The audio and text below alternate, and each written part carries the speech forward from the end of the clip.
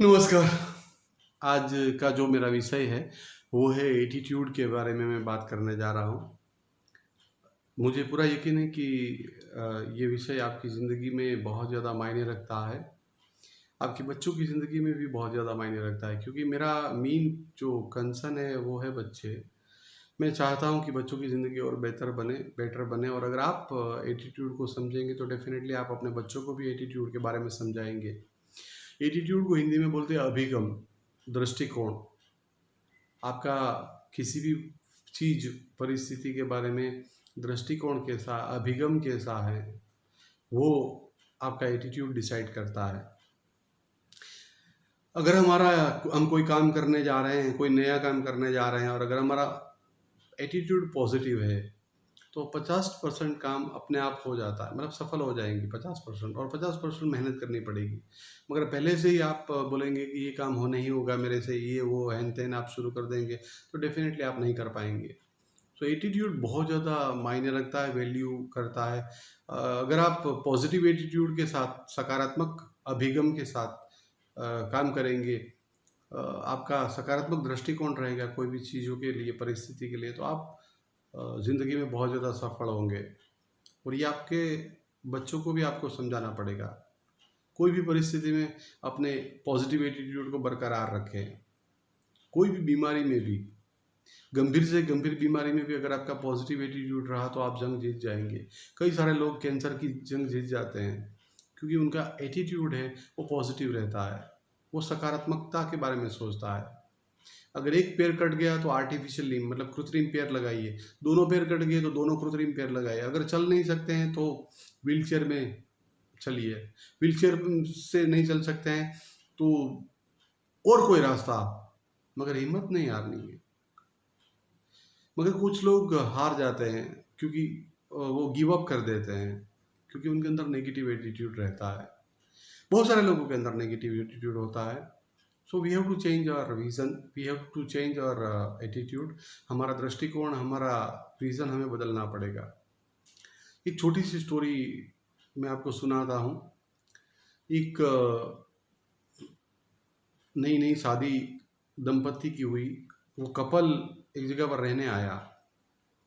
तो वो जो औरत थी जिनकी नई शादी हुई थी, वो अपने खिड़की के ऊपर आई और खिड़की खिड़की से देखने लगी और अपने पति को बुलाया, और पति को बोला कि हमारे पड़ोसन जो है वो कितना गंदा कपड़ा धोती है।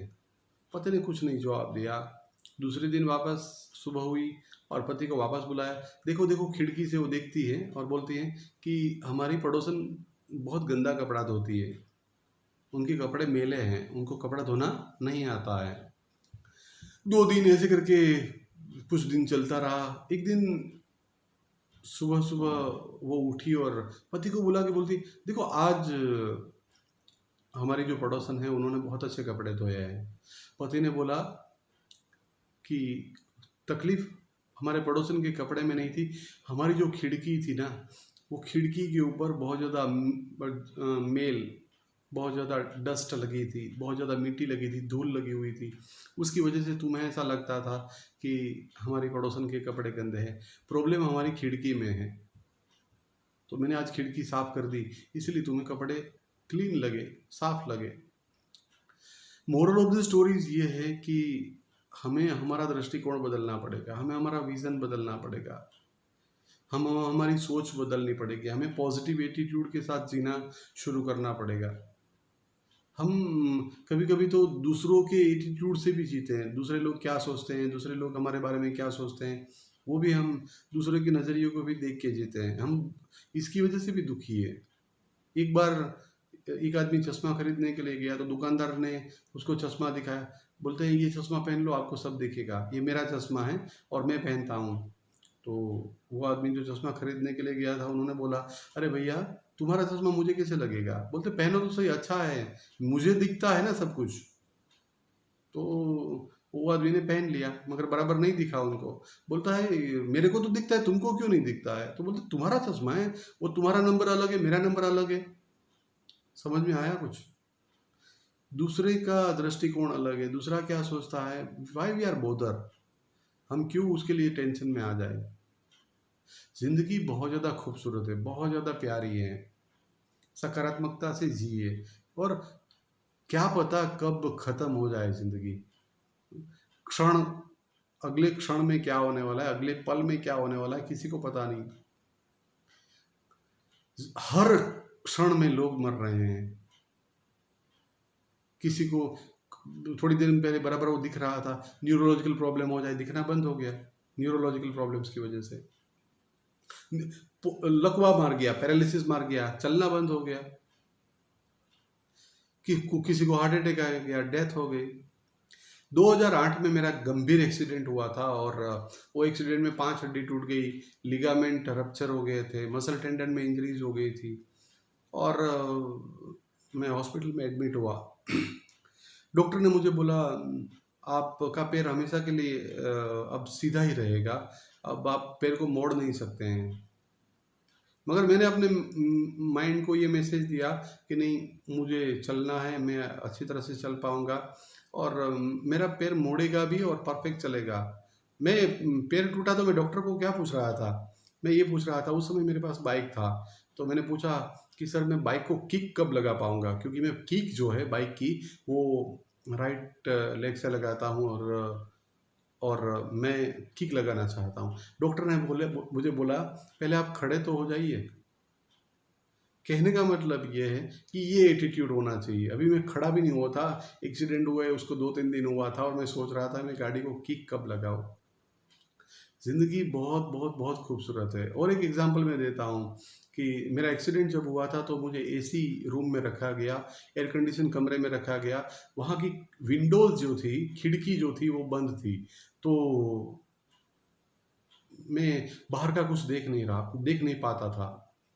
तो ऐसे 1 दिन गया, 2 दिन गया, ऐसे करके 5 दिन चले गए। मेरा रूम जो था वो लाइट थी, टीवी थी, एयर कंडीशन था, तो मैं टीवी देख के बोर हो गया। एक दिन सुबह-सुबह में 5वें दिन मेरे पापा को मैं बोला कि पापा विंडो खोल दीजिए, खिड़की खोल दीजिए। पापा ने एसी बंद किया और खिड़की खोला। जब खिड़की खोला तो हॉस्पिटल की विंडो से, खिड़की से मैंने पहली चीज़ जो देखी थी वो थी नारियल का पेड़, तो कोकोनट ट्री। और जब मैंने बाहर की दुनिया देखी तो मुझे लगा कि दुनिया कितनी ब्यूटीफुल है। मैंने कई दिनों से दुनिया देखी नहीं थी। मतलब यही है मेरे दोस्तों कि ज़िंदगी बहुत ब्यूटीफुल है।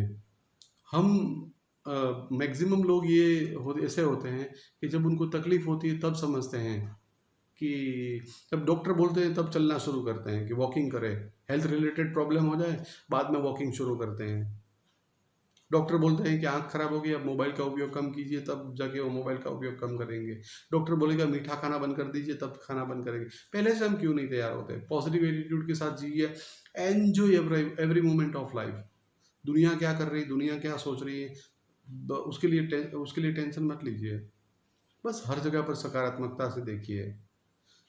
प्यार बाँटेंगे तो प्यार मिलेगा, नफ़रत बाँटेंगे तो नफ़रत मिलेगी। यहाँ पर गिव एंड टेक वाला रिलेशन है। जैसा तुम दोगे वैसा तुम्हें मिलेगा, जो बोओगे वो मिलेगा। So enjoy every moment of life. ज़िंदगी की शाम किस गली में ढल जाए किसी को कुछ पता नहीं। सो बहुत ज़्यादा प्यार कीजिए, आनंद में रहिए, मोटिवेशनल वीडियो देखते रहिए, अपने आप को मोटिवेटेड रखिए, और सकारात्मक सोच, सकारात्मक अभिगम, पॉजिटिव एटीट्यूड के साथ जिए। आपका दिन, आपकी ज़िंदगी हमेशा अच्छी रहेगी। Thank you so much. अगर आपने मेरी चैनल को सब्सक्राइब नहीं किया है तो प्लीज़ सब्सक्राइब कीजिएगा। ये वीडियो को बहुत ज़्यादा शेयर कीजिएगा और लाइक कीजिएगा। धन्यवाद।